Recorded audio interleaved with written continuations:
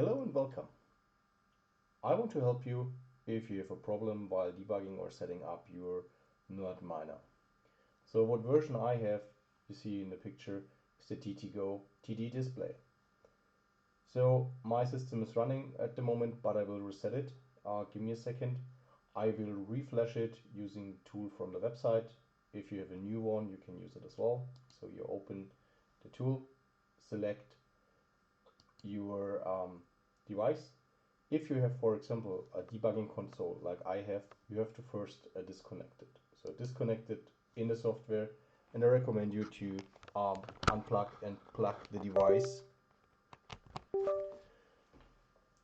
And then you select here your version in the browser, push the flash button, you select here the COM port. You can check the COM port in your device manager setup.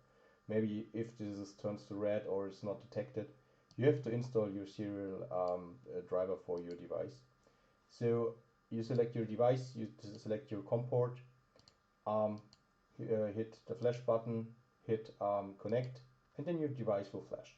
See it now, it turns to black, the display is black, you don't see there anything. Device will be flashed, takes a second. After that, the device will open up an access point. In this access point, you have to put in your credentials of your Wi-Fi and your Bitcoin wallet. So device is successfully flashed. Now the device, if it don't has the initial credentials stored on the storage, it will go into the access point mode. Let me reset my device to show you how this looks like.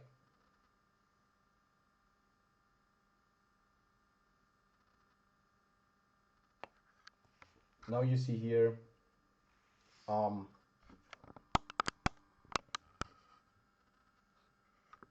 that the device is waiting for Wi-Fi configuration, and you have to connect it. You can use, for example, your desktop, your browser there to connect it. So that means, give me a second. You go there, select in your Wi-Fi the Nerdminer access point. Credentials are mine, your coins. It's as well in the display, but it's really tiny because it's a small display. So connect, and then if you're redirected to a site you don't want to go, enter in your browser http like that, http and then 192.169.4.1.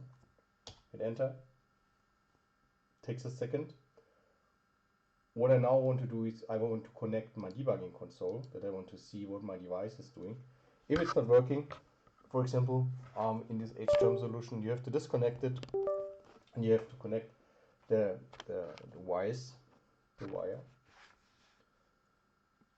like that. Connect it, and then you should see here something going on the device. So let's load or connect. Let's have a look what's going on, why it's not working. So there's an action needed.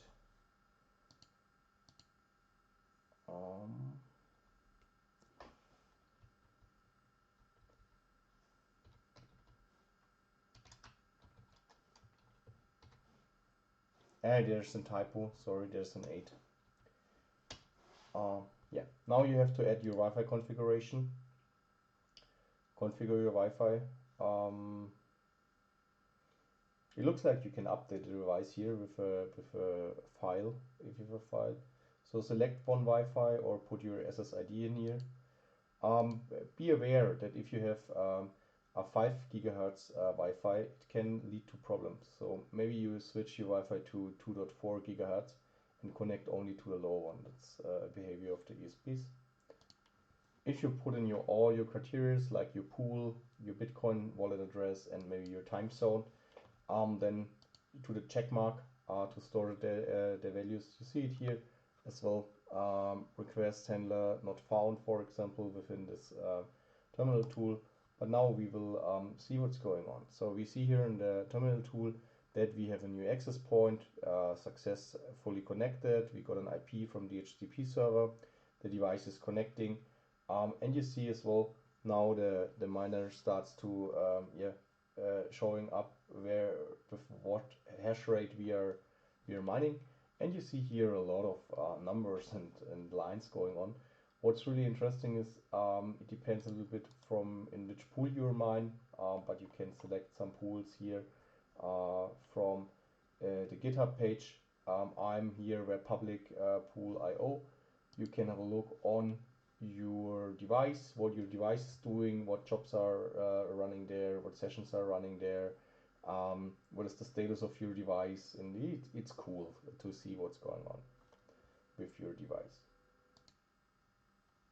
Now I added an energy meter, and now you see here that the device is consuming not much energy. It's less than 1 watt. It's crazy.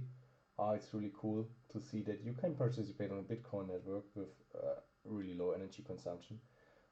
It's only a thing I want to share with you. So thanks for watching. Hopefully you can debug. Maybe there is one hint I left out. You see here in this console some errors, so you have to read them out. Maybe in that tool you have to do the new line if you get confused, and if it is if you're getting information like help, maybe disconnect, copy it somewhere else in a text editor and have a look there, only for debugging. So good luck, goodbye.